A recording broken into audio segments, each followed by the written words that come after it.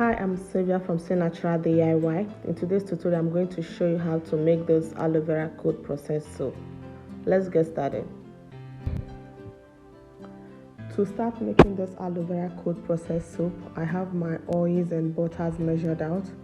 I have my olive oil, shea butter, cocoa butter, sunflower oil, and my aloe vera juice. I also have my distilled water and my sodium hydroxide. And if you're going to buy your sodium hydroxide, some people call it caustic soda or lye. So it depends on where you're buying it. Just mention this name, they know what you want. Sodium hydroxide is for bar soap, and this is what we're doing. Remember, not the one we used for the liquid soap the last time. So here I'm mixing all my oils and butters together. Remember, this is cold process, so I'm not heating it up. I'm going to use my stick blender. I'm going to blend my oils and butters together. And to mention, when you're making a soap, when you're making any type of soap, the ingredients and the oils and butters used determine the effectiveness. It determines the results you get from that particular soap. So it's wise you choose your oils and butters depending on what benefits you are looking for on the skin. So for this particular soap, I'm making it for face actually, but you can also use it on your skin. It's very beneficial if you have sensitive skin. Kids can also use this particular soap. If you have acne prone skin, this will help. If you have stretch marks, the aloe vera will work very well for you.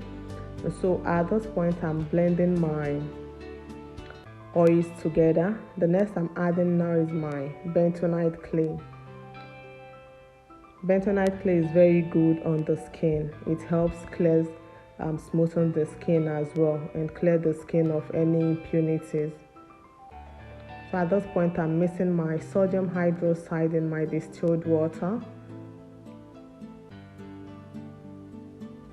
So I'm going to mix and allow it to clear.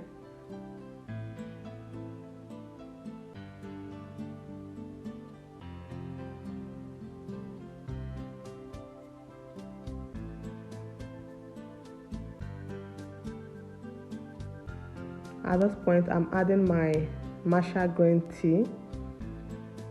It's very good on the skin. If you don't have this, you can also use green tea powder for this. I added this instead of adding a color to this soap.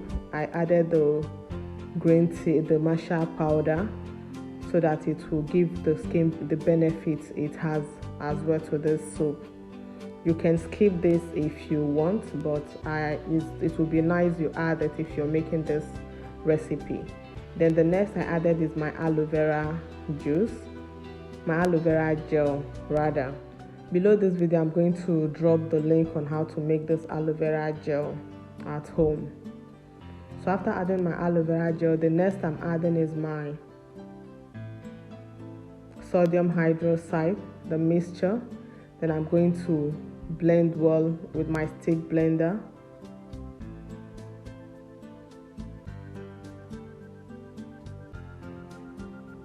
I'm going to keep blending until it traces.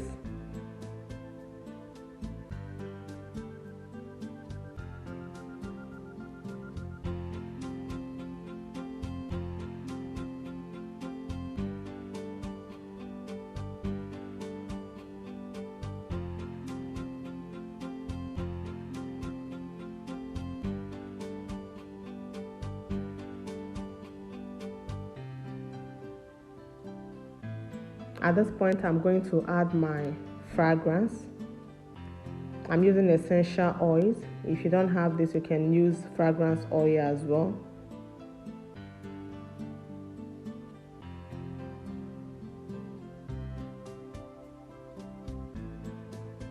So after adding my fragrance, my essential oils, I use vanilla and tea tree essential oils.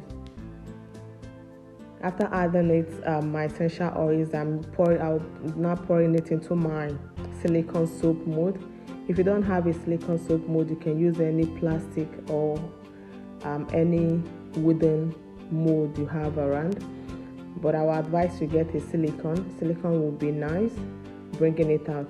So for this particular soap, it takes 48 hours to harden up for you to bring it out from the silicone mold. But if you don't want it to take that long, you can add your sodium lactic to it, which I'm not adding at this point. So this is the soap after 48 hours. Remember, I didn't add the sodium lactic to this. If I did, it would be very hard. You will not see any trace of it. But the more it stays, the more it hardens up. So I'm going to leave this to cure for 6 weeks before using it. So guys, this is the finished result.